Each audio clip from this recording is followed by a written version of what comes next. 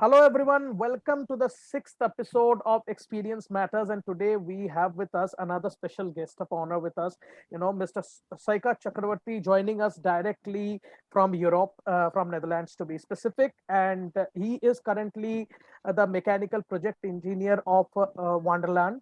So basically, he's a pass out of NIT Rourkela post, which he pursued his master's. From Eindhoven University, and after that, he is here with us. He's working in Wonderland for the last 7 months as a mechanical project engineer. So, hello, sir. How are you? Welcome to today's video. How are you doing? I am doing fine, Soumajit. How are you doing? I hope everything is well. And firstly, thank you for having me here. It's a pleasure. It's an honor because obviously I know you personally for a long time. And yeah, let's hope this interaction we'll be having is will benefit at least a few people. If it's even one person, it's worth it. Exactly. And that was the vision. Like when we started this, we started it, even if it benefits that one person, we will do it. And I'm doing great. So let's not, waste any more time. Let's jump on straight away to the, let's address the elephant in the room.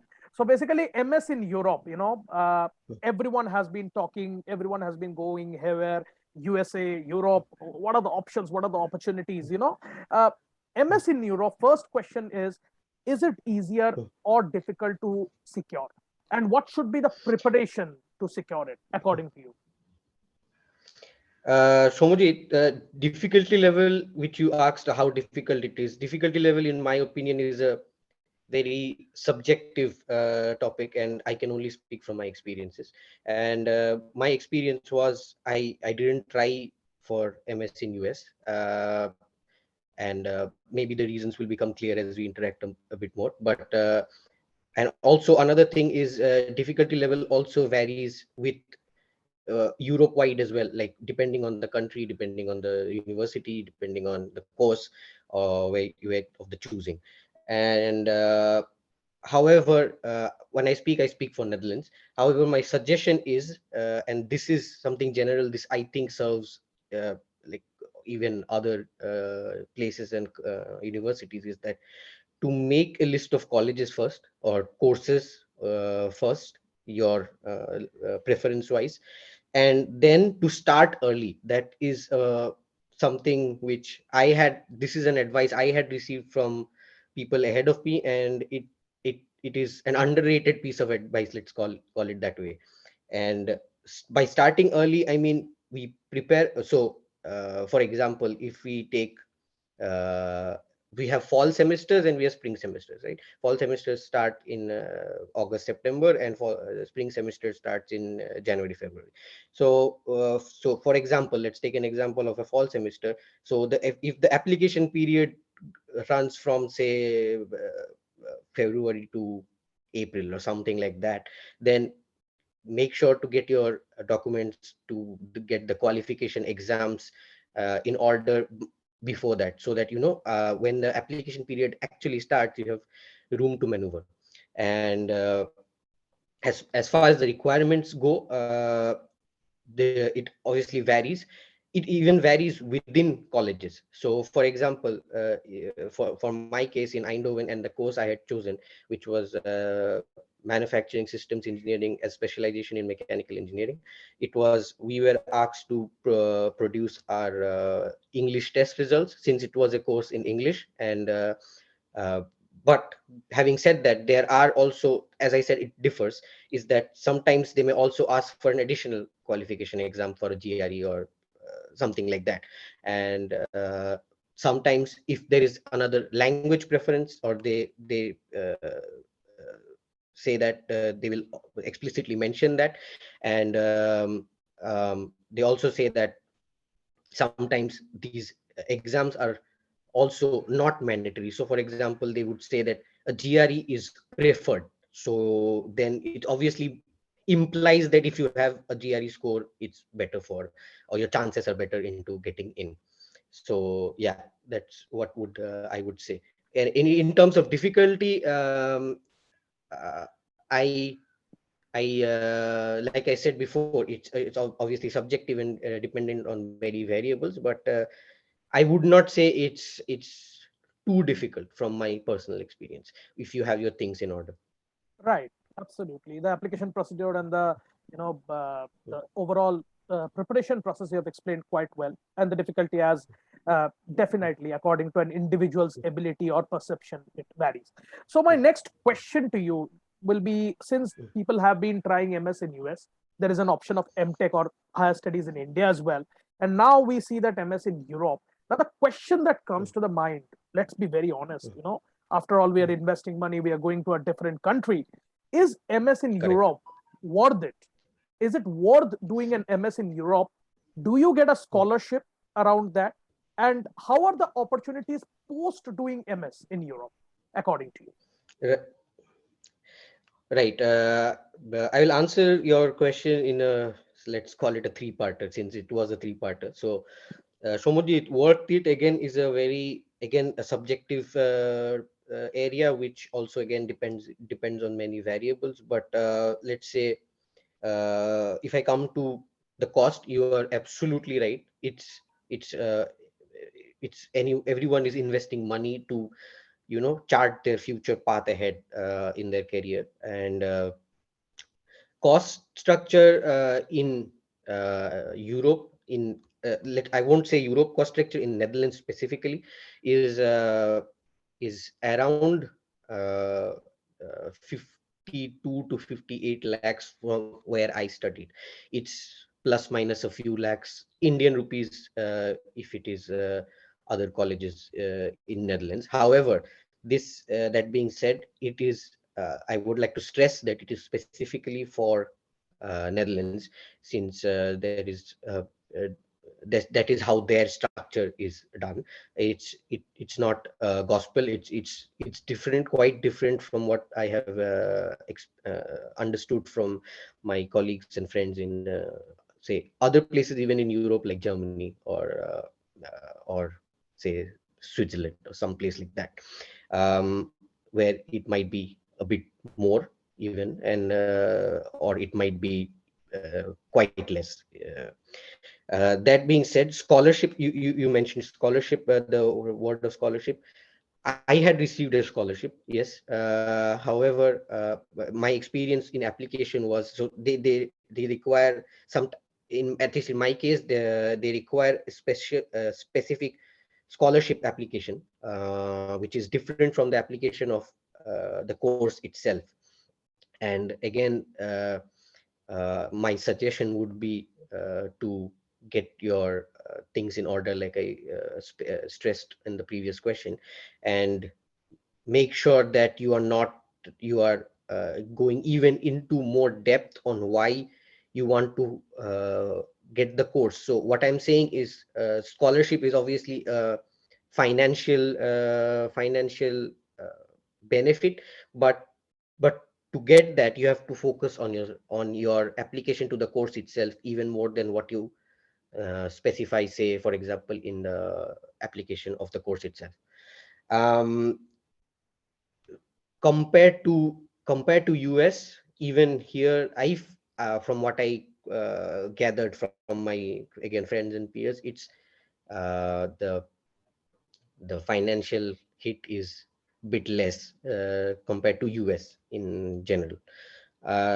Also, it's that regarding the job opportunities. So I would like to say that in Europe, in Netherlands at least, when we are coming for an MS, they have the mindset, or the course is structured in such a way that you are coming for a research, and you're not specifically coming for a job, even though 90% of the people who do it and then go for research based job, or any other job. But w- or let me rephrase by saying that it is more that if you're coming for UMS, you are prepared for a life of research beyond the completion of your studies.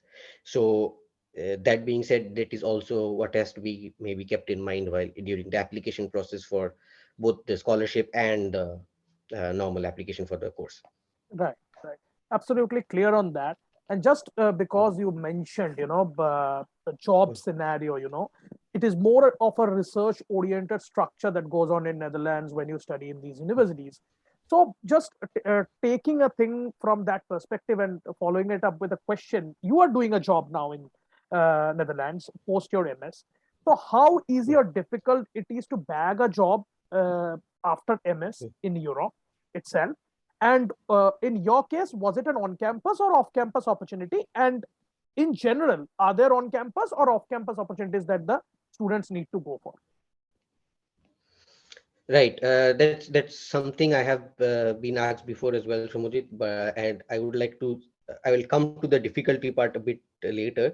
First, let me clarify something that at least in the Netherlands, there is the concept of on campus and off campus is foreign.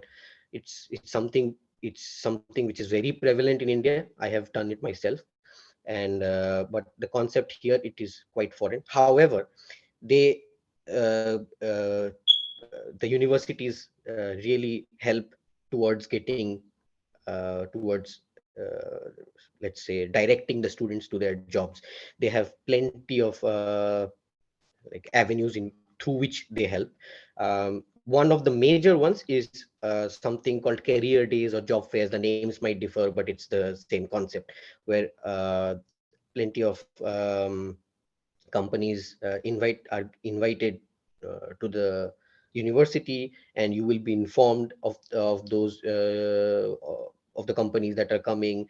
And in most cases, what happens is they also come for internships and research projects, so the graduation projects, which and what they ask from you is that you choose whichever companies you want to go to. You apply. Yeah, you can also sometimes walk in, but I'm just saying in one of the procedures that you upload a CV, you upload a motivation letter or something like that, and then they if they screen and say, okay, these are the companies which want to interview or you, or sometimes they also say these are the companies which might be a good fit for you, and why don't you go talk to them. There are also days where the companies set up stalls in some places, and you can just walk in and talk to these people, even give a small elevator pitch, and bag a job or an internship. And if not that, for example, very specific to my case, what happened was I was already doing an internship when I went to one of those career days, because it was during the COVID times and it was a mess. So I went to them. So I already had an internship, but I told them that, told my contact at Vanderlande, to be specific, that I am having a internship right now. So maybe it's an idea that I keep your contact and I contact you after my graduation. And they said they were perfectly fine with that. So it's also that is an example of where networking came into play. So even though I did not directly impact my job, but it was I you could network with the recruiters, and um, it benefited later. And difficulty, like you said, difficulty is again, my perception was it's not that difficult. Let me clarify that. How is that? So when you have jobs, they obviously they clarify what job role is it, what they demand from the applicant and all that. And they structure your interviews on uh, how well you are, say, prepared for it. So they won't ask questions where you are supposed to remember a formula or something like that. They would just take your approach. They ask, okay, how there is a problem here, how would you approach the problem? They don't need a definitive answer. They just require how they just sometimes see how a person would approach the problem, which in my personal opinion is quite holistic. Which Absolutely. also sorry to add, which also not only gives the company an idea of how suited the applicant is towards that role. It also gives the applicant an idea if he or she is applying to the right job. So and sometimes, if I have had not me personally, but there were friends and peers who did not get the job they had applied for, but the recruiters, they sensed that maybe this is his aptitude lies in some other area where there is an opening, and they said maybe we'll hold on to your CV and for that area, and you can apply there, or we will contact you for that application. Great, great, great. That's quite some insight, how it all goes in. So, you have mostly told about the application procedure you've covered. I in fact had a follow-up question that how is the application procedure, but since you have covered most of it, I would just like to say that any suggestion on how should the preparation be done, like apart from Mm. preparing your curriculum vitae, which is obviously important, Mm. and your profile, how should one focus on building a holistic profile so as to crack this kind of jobs that are there in the European market? Right. You mentioned CV and profile. So um, I just like to add that to your point is that yes, it's obviously important, and every applicant knows that. However, even in universities, they have like dedicated resources to say build your CV or profile suit if you just ask. So they for example, in my specific case, in my university, they used to have every Thursday a session where anyone could walk in, show their CV, and ask for recommendations on what to improve, show their LinkedIn profile and ask for recommendations to improve. This is just a specific example, but I imagine in other university there will be something similar to that. Okay, getting that out of the way, your question was how an applicant can build a how to prepare to build an holistic approach. um, I would say something in specific in case of MS graduates is that, so when you have a job application, firstly read what is asked of you. 9 times out of 10 they're very specific, and if it's that, then if you have worked on that area before, or you have studied that area before, let's put it that way, is firstly try to put forward your um, strengths and work on it, and mention outright what you don't know. It's fine not to know here. And if when you're saying something is your strength, so prepare well, that you know that if you can at least uh, sh- exemplify how that is your strength, that area is your strength. Right, right, understood. So basically, prepare according to the job description that's there in place, and every particular job role demands a kind of a preparation that needs to be done, and you need to justify the points that you put forward in your profile, or you need to be well prepared on those particular points that are there in your CV. So absolutely, yes. Ex- mm. Yes. Exactly. No, but that's what sometimes even I have been say guilty in taking a wrong approach, where I think that maybe to compensate I need to learn something which I don't really know, and I'm flipping pages the day or the day before the interview. But it's not the case. Let's call it, it's 9 times out of 10 it's not the case.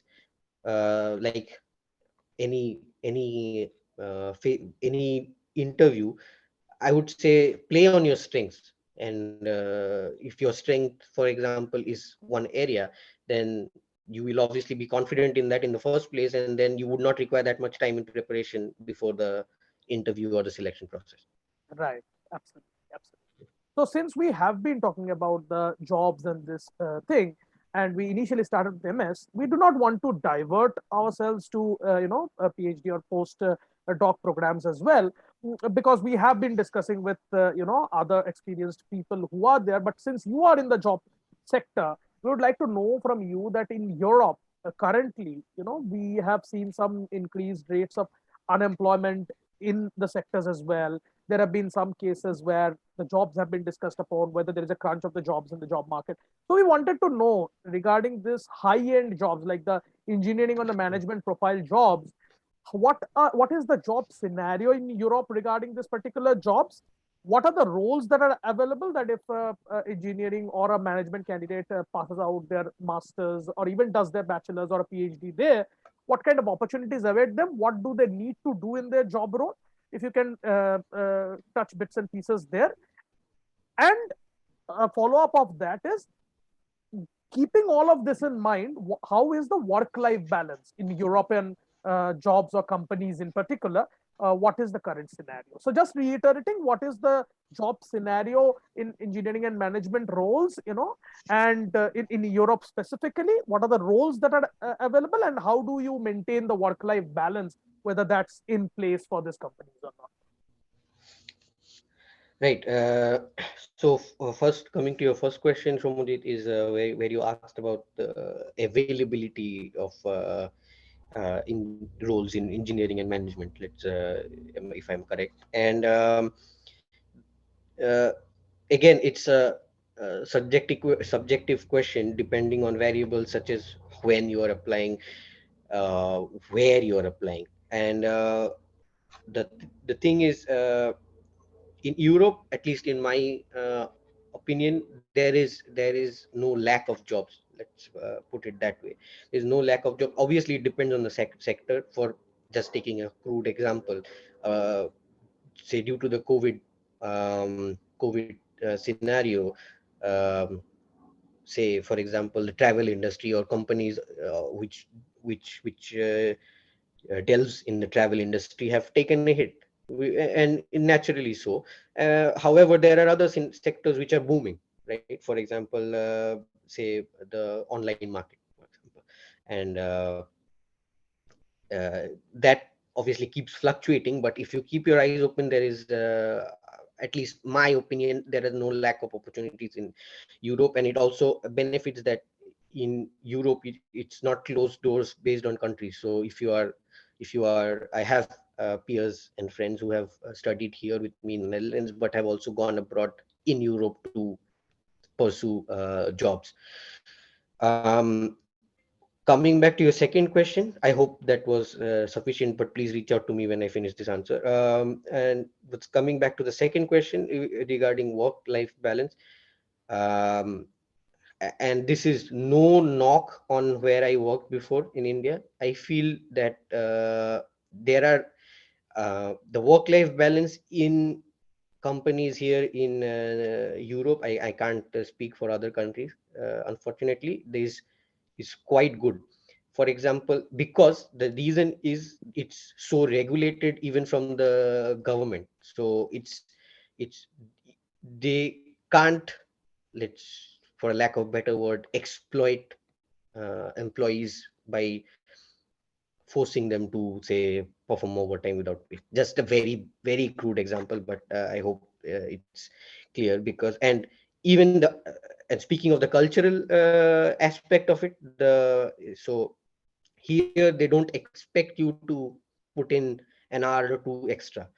Here they expect you, in fact, to finish it 30 minutes before, 15 minutes before, and go home on time. The way they look at it is, okay, you're not put they don't look at it as, oh, the person is not putting in 1 or 2 hours extra, he's not working that hard. No, if he's working 1 or 2 hours extra, that means he's not working, he's not doing his work smartly in the time allotted to him. And and work life balance in terms of vacations, and in terms of vacations are also, if I may touch on that, is that uh, vacations is plenty, and sometimes since it's so regulated by the government, you as an employee are forced to take vacations. Right. So yeah, I hope I could shine some light on it, and what I meant to say was it's positive. Absolutely, absolutely understood. Overworking is never a culture that should be promoted, and it's. I'm glad that it is followed.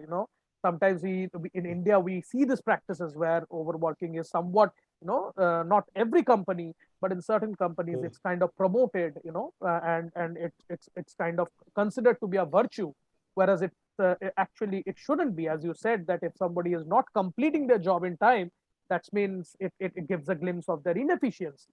Uh, which ends up the conversation.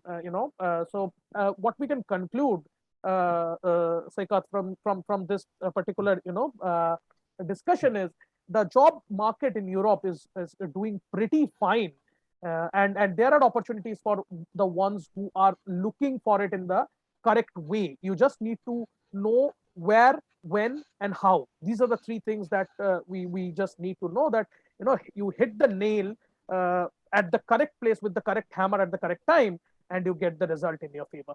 So I think that mostly concludes our discussion. So thank you very much, for being a guide to the students who are just looking for a breakthrough into the space.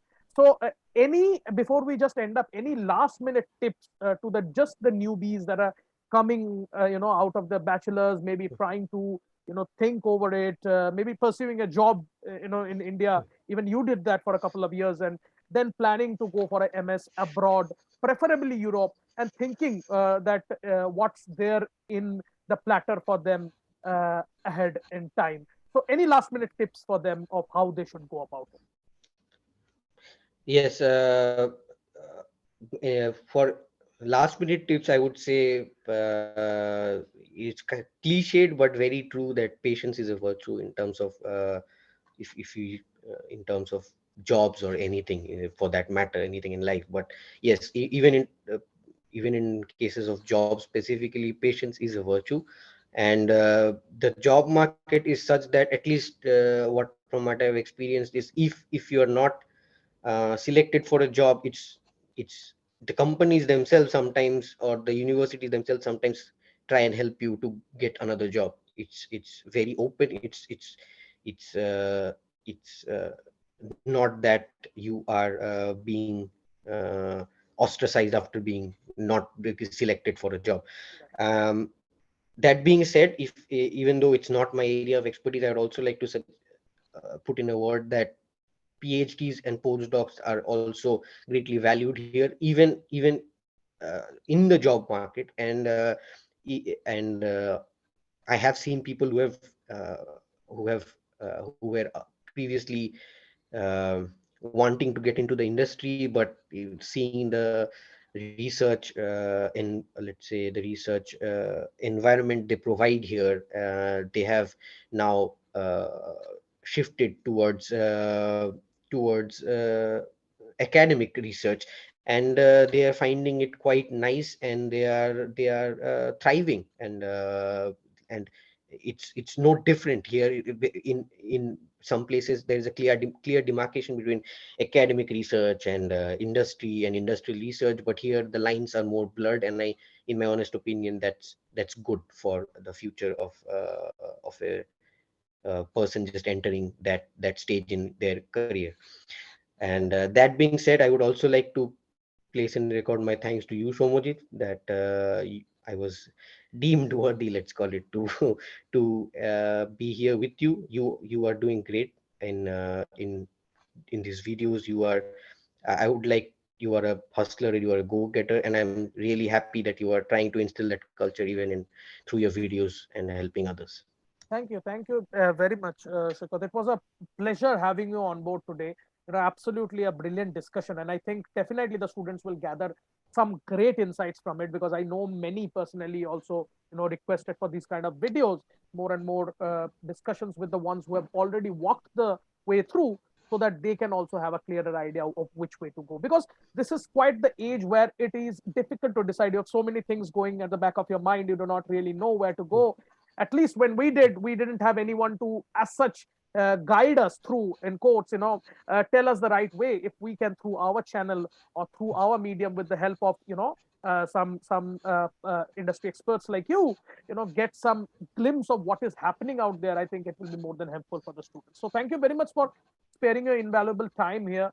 Absolutely, we had a fantastic time discussing with you. So that's it. That was Saikat Chakraborty joining us from Netherlands. I hope you liked the video. If you liked it, like it, share it, subscribe to our channel, and hit the bell icon for regular updates. We will keep on bringing more industry experts, more academic experts on the channel to have further episodes of Experience Matters, along with the content that we already do. So thank you very much again, Saikat, and signing off this time, Engineer Learnings. Stay tuned. Thank you.